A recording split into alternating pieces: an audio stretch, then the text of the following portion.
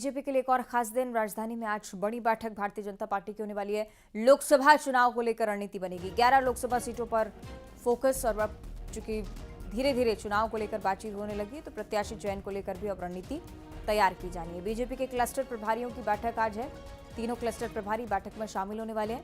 प्रदेश प्रभारी ओम माथुर की अध्यक्षता होगी इस बैठक में। मुख्यमंत्री विष्णुदेव साय भी पहुंचेंगे। राजेश मूणत, अजय चंद्राकर, अमर अग्रवाल, इन तमाम वरिष्ठ नेताओं की मौजूदगी में तय किया जाएगा कि अगर लोकसभा चुनाव में पार्टी टिकट देगी तो उसके लिए क्राइटेरिया क्या हो सकता है।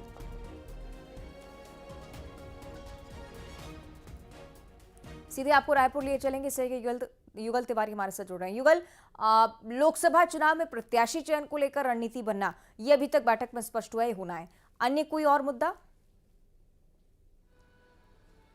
जी देखिए, बीजेपी की बड़ी बैठक आज है। 1:45 पर बैठक होगी। पूर्व मंत्री अजय चंद्रकर, राजेश मूणत, अमर अग्रवाल के साथ साथ मुख्यमंत्री विष्णुदेव साय इस बैठक में शामिल होंगे। और जिस तरह से बीजेपी को एक बड़ी जीत विधानसभा चुनाव में मिली है और उसके बाद अब बड़ी जवाबदारी और जो बड़ा टास्क है वो छत्तीसगढ़ के 11 लोकसभा सीटों को जीतने का दावा बीजेपी लगातार कर रही है।